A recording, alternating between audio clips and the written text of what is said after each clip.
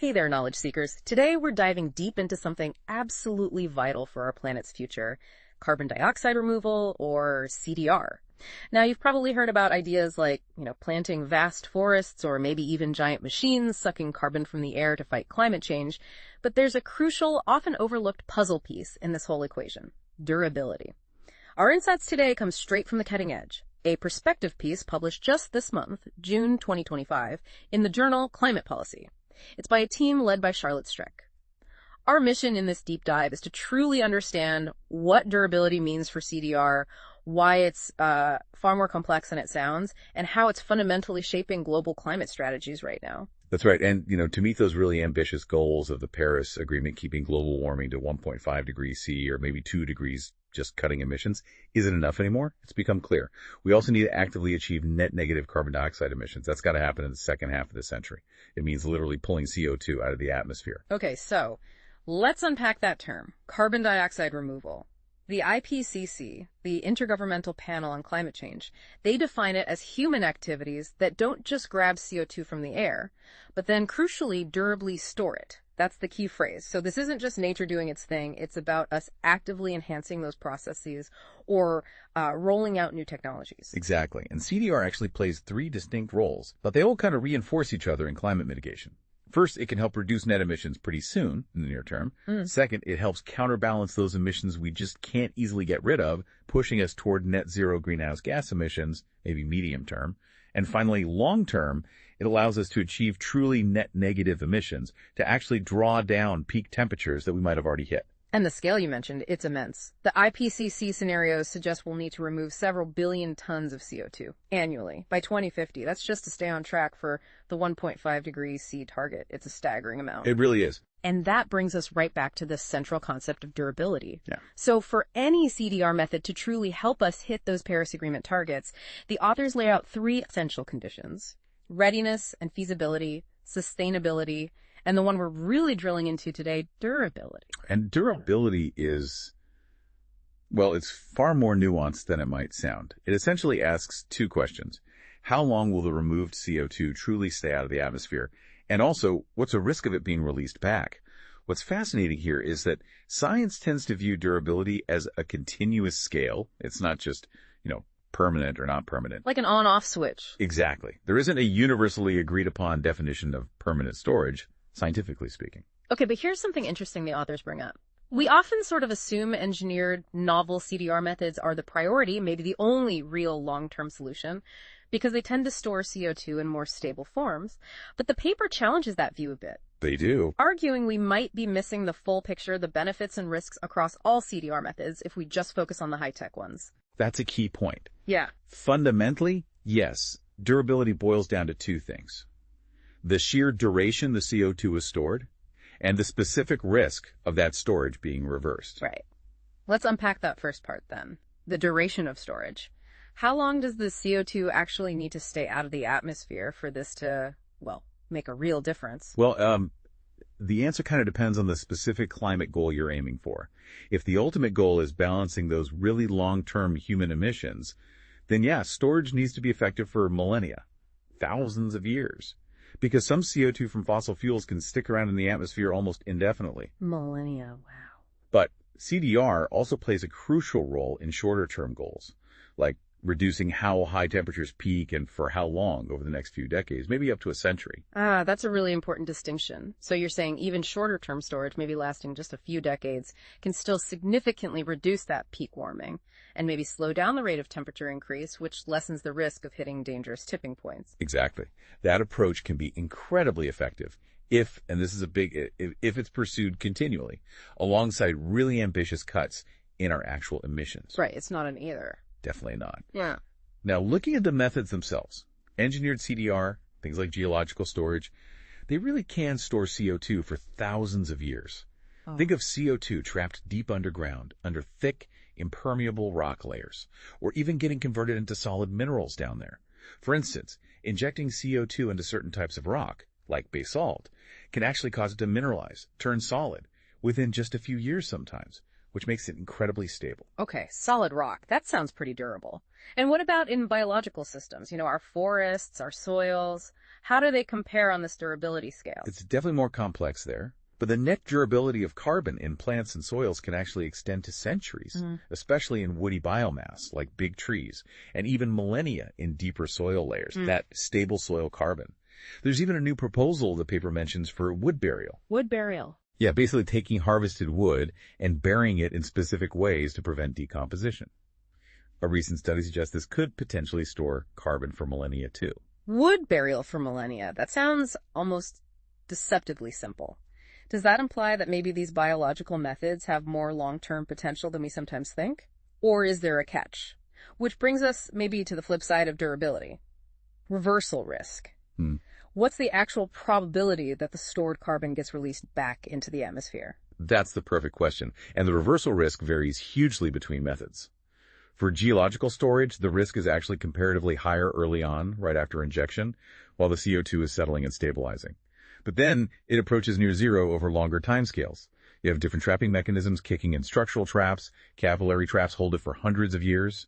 Then dissolution and mineral trapping take over for potentially tens of thousands of years. Okay, so not zero risk right away, but it dramatically decreases over time.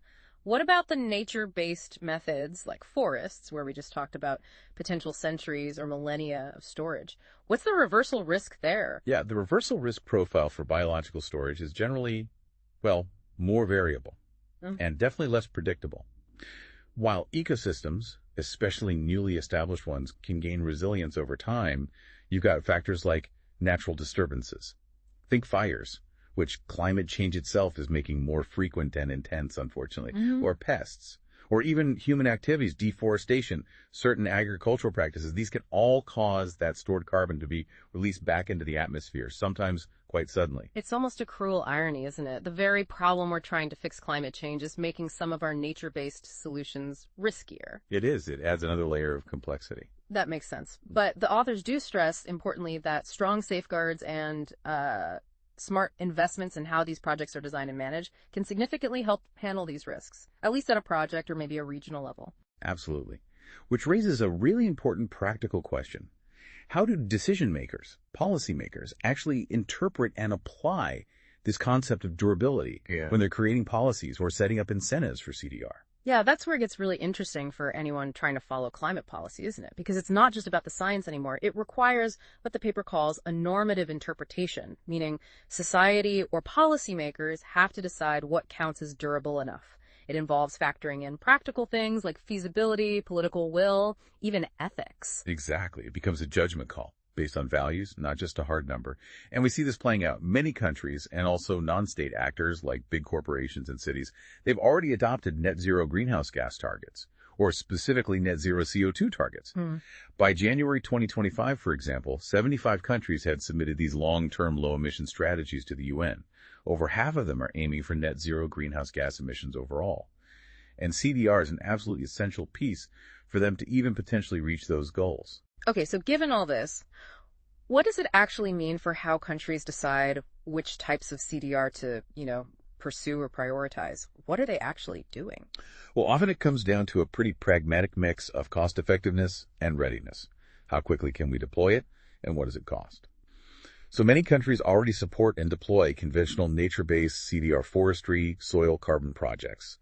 And it can be highly cost-effective, especially initially, to prioritize CO2 removal through these land sinks, or even things like bioenergy with carbon capture and storage, BECCS, to counterbalance those really hard-to-abate emissions, especially non-CO2 gases like methane from agriculture. Okay, so pragmatism rules sometimes. Often, yes. And here's a critical insight from the paper related to that. Yeah. If reversals do occur, if that forest burns down or the soil carbon is lost, that lost carbon must be replaced in full to maintain the climate benefit. Okay. You have to make up for it. You have to make up for it. Yeah. But this is where a potential synergy comes in. The paper suggests that those technologically less reversible CDR strategies, the ones maybe deployed more heavily in the second half of the century, they can effectively counterbalance the reversal risks of the nature-based, maybe more easily reversible CDR that we're deploying now. I see. So you use the short-term stuff now, knowing it has risks, but plan to back it up with the longer-term stuff later. Potentially, yes. And that could actually be a cost-effective strategy overall, helping to avoid near-term climate damages while we scale up the more permanent solutions. Okay, interesting strategy. But beyond national goals, there's that really sticky issue of responsibility and liability. Who is actually accountable for ensuring the carbon stays stored, and for how long? How do you even structure that legally or financially? Yeah, this is a major headache, especially for carbon markets and those tradable CDR certificates or credits. Policies and private standards, like the ones setting rules for carbon credits, they try to address this. They do it by assigning responsibility, maybe through defined commitment periods for monitoring, or by transferring liability over time, and they try to allocate liabilities for potential reversal events through mechanisms like buffer pools, setting aside a certain percentage of credits as insurance or actual insurance policies. Buffer pools, insurance. Okay. Yeah. But here's the kicker. The thing that really jumped out at me from the paper. While the science, as you said, is talking about millennia for truly balancing long-term emissions, the real world of carbon markets and crediting programs, they typically contract for storage durations of maybe 10 to 100 years. That's the range, yes. Liabilities for that stored CDR rarely extend beyond a few decades and almost never beyond a century. That's generally true. It's like, it feels like planning to build a 1,000-year cathedral, but only signing construction contracts that last for 20 years. That fundamental mismatch in timescales. That seems like the absolute crux of the challenge here, doesn't it? It's a huge disconnect. Mm. And it raises serious questions about whether the current market structures can actually deliver the long-term climate outcomes we need based on the science. Right. So given all this complexity, these gaps, these disconnects, the authors strongly argue for what they call a complementary approach, basically not putting all our eggs in one CDR basket. Exactly. Their core argument is that there isn't one single CDR method that perfectly checks all the boxes: readiness, feasibility, sustainability, and that really long-term durability we need over centuries for full climate stabilization. We need a whole toolbox, not just one perfect tool. Okay. So while the engineered methods might offer higher theoretical durability, maybe way down the line, nature-based CDR, like restoring degraded lands or wetlands, offers immediate deployability. It's ready now, generally lower cost, because the techniques are often well known. We can start doing it today. Precisely. And furthermore, well-planned, nature-based CDR brings significant other benefits, co-benefits, for people and for nature, way beyond just the climate mitigation part. Think about enhanced biodiversity, better water quality and provision, increased resilience for local communities against extreme weather. These are huge positives. Okay, so it sounds like the argument is a diverse portfolio of CDR strategies is actually far more likely to mitigate all sorts of risks, reversal risks, sustainability risks, while also increasing the total overall scale of carbon removal we can achieve. It's like hedging your bets, but in a really necessary way. That's a great way to put it. Hedging bets and building resilience into the whole CDR system. The research they cite suggests that these diversified CDR portfolios can actually be more cost-effective in the long run than relying too heavily on just one approach. Nature-based and engineered CDR, they have complementary timing, complementary risk profiles. They can be deployed together in synergistic packages to balance durability, feasibility, cost, and crucially, social and environmental sustainability. Getting the right tools for the right job at the right time, as you said earlier. Exactly. Ultimately, then, the takeaway for policy seems to be we should be incentivizing combinations of CDR methods. We need stuff that starts now. It needs to maximize scalability. It needs to be sustainable over a very long time frame.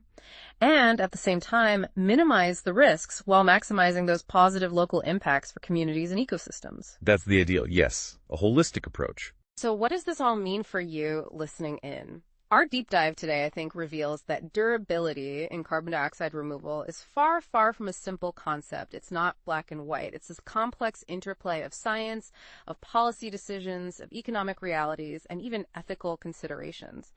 We need to think about not just how much carbon we can remove, but really critically for how long it stays removed and at what risk of coming back. Yeah, and this raises some really important questions for all of us, I think. Considering these varying durabilities of different CDR methods, and the sheer urgency of climate action. How do you think we should best balance those immediate, maybe less permanent CDR efforts that we can do now with the development of long-term, highly durable solutions?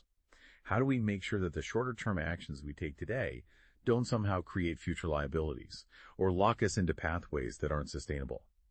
How do we ensure they actually pave the way for a truly stable climate for generations to come? And maybe most importantly, and the authors are very clear on this, no amount of investment in CDR, however durable, can ever justify delaying rapid, deep-scaled, and sustained reductions in greenhouse gas emissions. Cutting emissions remains the absolute number one non-negotiable priority. CDR is a supplement, not a substitute.